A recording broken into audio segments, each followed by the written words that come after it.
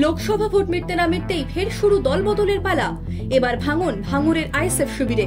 এদিন ক্যানিং পূর্বের বিধায়ক শওকত মোল্লার উপস্থিতিতে ভাঙড় 2 নম্বর ব্লকের চালতাবেড়ি অঞ্চলের আইএসএফ এর 4 জন পঞ্চায়েত সদস্য সহ প্রায় 2000 কর্মী যোগদান করলেন ঘাসফুল শিবিরে।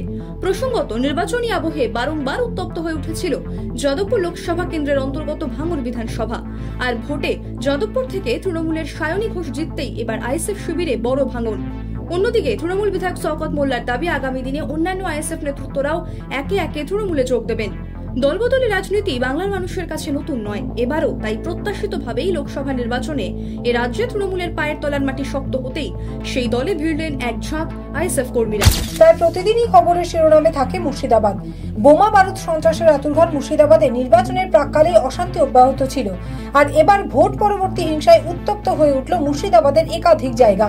ভোটের ফলাফল ঘোষণার পর থেকে এখনো পর্যন্ত মুর্শিদাবাদের রানীনগর থানার মালিবাড়ি 1 নম্বর অঞ্চলের মদনপুর, মরিচা, আমিরাবাদ সহ বিভিন্ন গ্রামের একাধিক জোট সমর্থকের বাড়িতে ভাঙচুর চালানো হয়।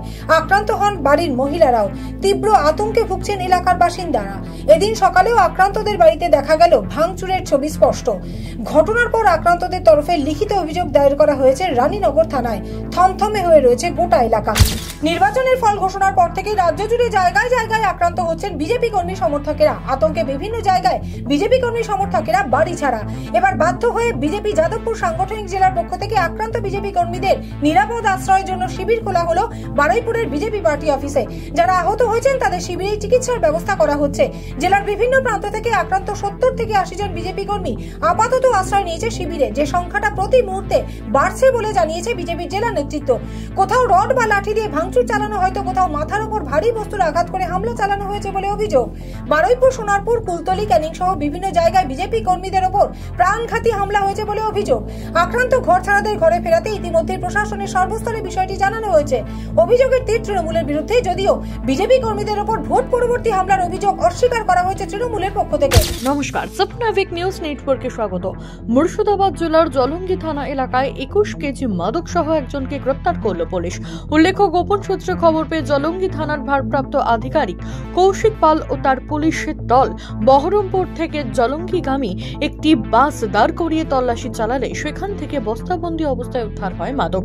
ঘটনায় সাহাবুল মন্ডল নামে এক ব্যক্তিকে গ্রেপ্তার করেছে পুলিশ। ধৃত ব্যক্তির বাড়ি জলঙ্গি থানার সরকারপাড়া গ্রামে। প্রাথমিক জিজ্ঞাসাবাদে পুলিশ জানতে পেরেছে উড়িষ্যার দিক থেকেই মাদকগুলি নিয়ে আসা হচ্ছিল। ধৃত ব্যক্তিকে 7 দিনের পুলিশি হেফাজতের আবেদন জানিয়ে জেলা আদালতে তোলা হয়েছে। ভোট পরবর্তী হিংসায় ভাঙড়ে গ্রেপ্তার 4 হেভিওয়েট আইএসএফ নেতা। ধৃতদের নাম ওয়াহিদুল ইসলাম, করিমুল ইসলাম, ইছা মোল্লা এবং বাবর আলী। ওয়াহিদুল কাটাডাঙ্গা গ্রামের বাসিন্দা, তিনি ভাঙড়ের 2 পঞ্চায়েত সমিতির সদস্য। করিমুল চালতাবেড়ি এলাকার দাঁপুটে নেতা। 3 দিন আগে বোমা তৈরি করার সময় পঞ্চায়েত সদস্য আজহার উদ্দিন সহ 5 জন গুরুতর জখম হন। তদন্তে নেমে সেই ঘটনার সঙ্গে করিমুল ও ওয়াহিদুল জড়িত এমনটাই প্রমাণ পাওয়া যাওয়ার পর উত্তর কাশীপুর থানার পুলিশ তাদের গ্রেপ্তার করে। ধৃতদের বারুইপুর মহকুমা আদালতে পাঠানো হলে বিচারক প্রত্যেককে 14 দিনের পুলিশি হেফাজতের নির্দেশ দেন। অফিস টাইমের ব্যস্ত সময় দুর্ঘটনা ঘটল বাগুইয়াটির ভিআইপি ব্রিজের ওপরে। আহত 2 জন।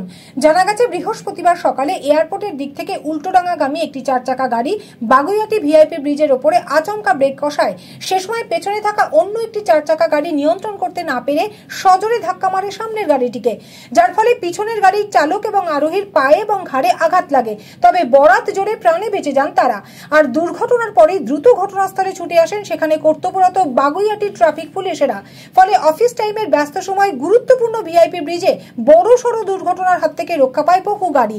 পাশাপাশি এই দুর্ঘটনার জেরে অফিস টাইমের ব্যস্ততম এই ব্রিজে যাতে যানজট না হয় সেই কারণে ক্ষতিগ্রস্ত গাড়িটিকে দ্রুত ঘটনাস্থল থেকে সরিয়ে নিয়ে যাওয়ার ব্যবস্থা করে কর্তব্যরত ট্রাফিক পুলিশ। প্রকাশিত হয়ে গেল রাজ্য জয়েন্ট এন্ট্রান্স পরীক্ষার ফলাফল। এবার গত 28 এপ্রিল হয়েছিল পরীক্ষা।